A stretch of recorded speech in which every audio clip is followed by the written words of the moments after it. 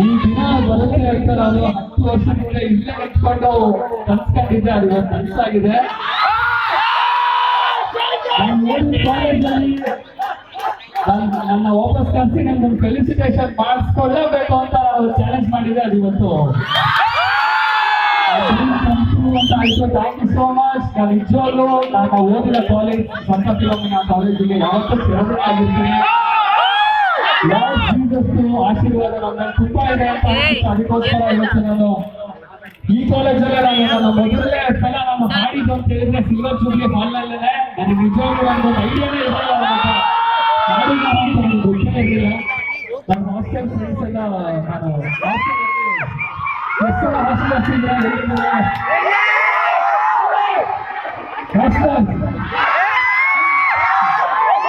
Base college ಹೆಸರಾಗಿದೆ. ಎಲ್ಲರ ಹೆಸರನ್ನ ಜೋರಾಗಿ ಒಂದ್ಸಲ ಕೆತ್ತಿರೋಣ. ಬಹಳ ಡಿಫ್ರೆನ್ಸ್ ಆಗ್ತಿಲ್ಲ, ಏನೋ ನಾನು ನಮ್ಮ ಕಾಲೇಜ್ ಬೇರೆ ಇವಾಗಲೂ ನಡೀತಾ ಇದೆ ಅಂತ ಅನಿಸ್ತಾ ಇದೆ. ನಾನು ಇನ್ನೂ ಈ ಕಾಲೇಜ್ ಸ್ಟೂಡೆಂಟ್ ಅಂತ ತುಂಬಾ ಖುಷಿ ಆಗುತ್ತೆ. ಓದಿನ ಕಾಲೇಜ್ ಅಲ್ಲಿ ಇಷ್ಟೆಲ್ಲ ಮಾಡಾದ್ಮೇಲೆ ಮತ್ತೆ ಈ ಕಾಲೇಜಿಗೆ ಬರಬೇಕು ಅಂತ ನನಗೆ ಬಹಳ ಖುಷಿ ಇದೆ. ಬಂದಿದ್ದಕ್ಕೆ ಮತ್ತೆ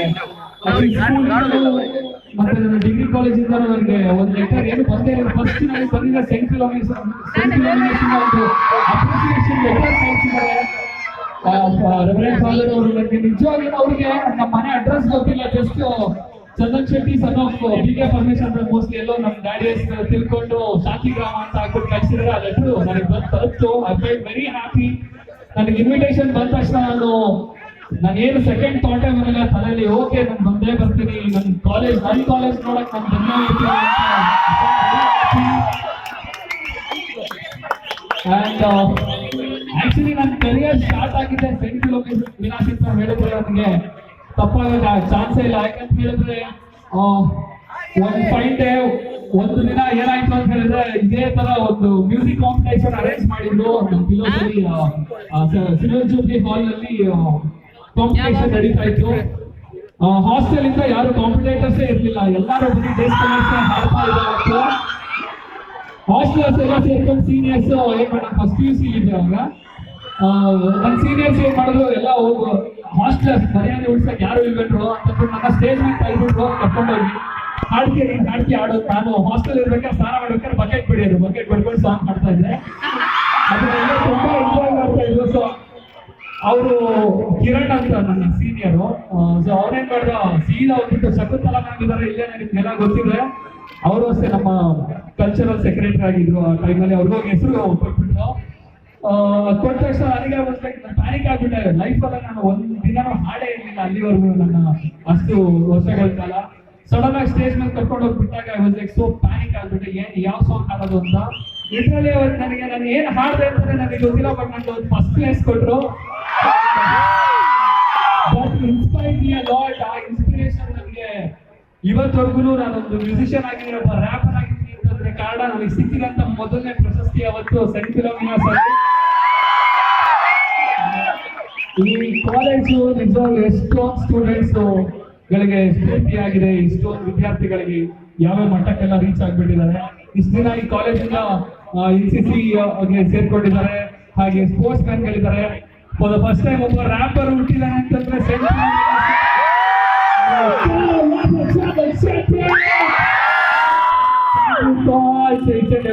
ಎಲ್ಲರಿಗೂ ಗಣ್ಯರಿಗೆ ಹಾಗೂ ನನ್ನ ಎಲ್ಲರ ಸ್ಟೂಡೆಂಟ್ಸ್ಗೆ.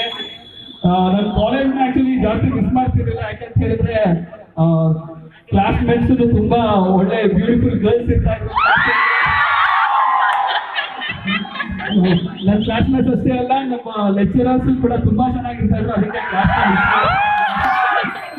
ಸೊ ಎಲ್ಲ ಮೆಮೊರೀಸ್ ಎಲ್ಲ ರೀಕಲೆಕ್ಟ್ ಮಾಡ್ಕೊಳ್ತೀನಿ. ನಾನು ಇನ್ನೂ ಹಾಸ್ಟೆಲ್ಗೆ ಹೋಗ್ಬೇಕು ಅಂತ ಅನ್ಕೊಂಡಿದ್ದೀನಿ. ಹಾಸ್ಟೆಲ್ಗೆ ಹೋಗಿ ನಾನು ಇದ್ದಿದ್ದಂತ ರೂಮ್ಗೆ ಹೋಗಿ ನನ್ನ ಬೆಡ್ ಮೇಲೆ ಮಲ್ಕೊಬೇಕು ಅಂತ ನನಗೆ ಡಿಸೈಡ್ ಇದೆ. ಅದು ಮಾಡ್ತೀನಿ. ಅದಕ್ಕಿಂತ ಮುಂಚೆ ನಿಮಗೆಲ್ಲ ಎಂಟರ್ಟೈನ್ ಮಾಡಿ ಒಂದೆರಡು ಸಾಂಗ್ ಹಾಡ್ಬಿಟ್ಟು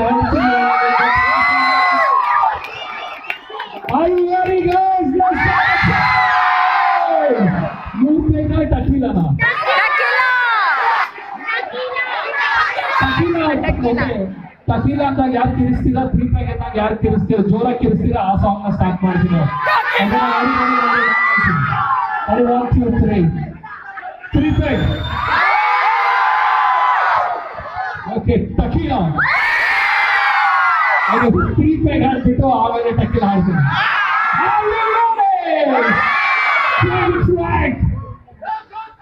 ಎಲ್ಲ ನಿಂತ್ಕೊಂಡು ಡ್ಯಾನ್ಸ್ ಮಾಡ್ಬೇಕು.